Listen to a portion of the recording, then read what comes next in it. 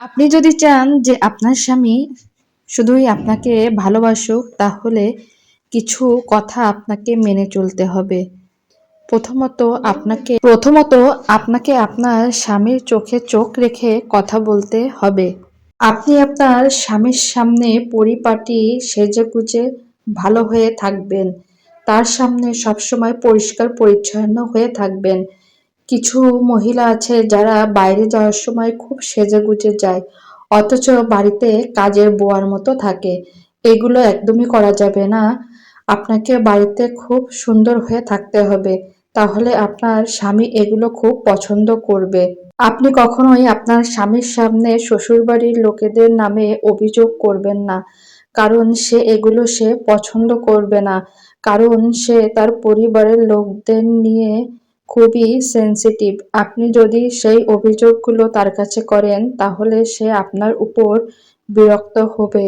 আপনি আপনার স্বামীর বেশি বেশি খেয়াল রাখুন। অফিসে যাওয়ার সময় তার লাঞ্চ বক্সটা গুছিয়ে দিন। যখন সে বেরোবে তার ঘড়ি, জুতো এগুলো এগিয়ে দিন। তাকে দরজা পর্যন্ত এগিয়ে দিয়ে আসুন। আর অফিসে যাওয়ার পর তার কাছে ফোন দিয়ে শুনুন যে সে ঠিকমতো অফিসে পৌঁছালো কিনা, দুপুরের খাবার খেয়েছে কিনা, কিংবা সে বাসায় কখন আসবে। এগুলো যদি আপনি শোনেন, তাহলে আপনার স্বামী খুব খুশি হবে। আপনার স্বামীকে কখনোই দরজায় দাঁড় করিয়ে রাখবেন না। অনেক সময় অফিসে কাজ করে ক্লান্ত শরীর নিয়ে যখন সে বাসায় আসে, তখন দরজার সামনে দাঁড়িয়ে থাকলে বিরক্ত লাগে।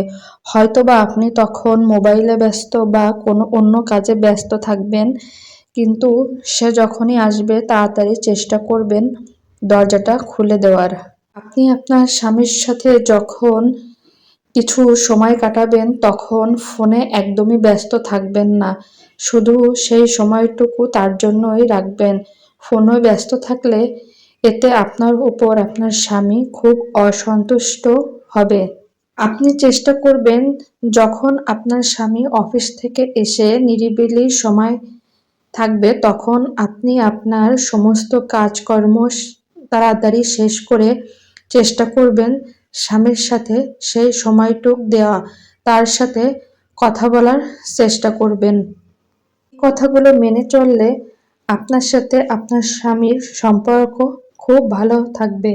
আমার ভিডিওটি যদি ভালো লেগে থাকে, তাহলে প্লিজ প্লিজ লাইক, কমেন্ট আর শেয়ার করতে ভুলবেন না। আর আমার ভিডিওর মাংস রান্না থেকে শুরু করে আলুর দম, লুচি ও শাক, সালাদ কাটা কেমন লাগলো পুরো রান্নার ভিডিওটা জানাতে একদমই ভুলবেন না। তো আজকে এই পর্যন্ত আমার ভিডিওটা। সবাই ভালো থাকবেন।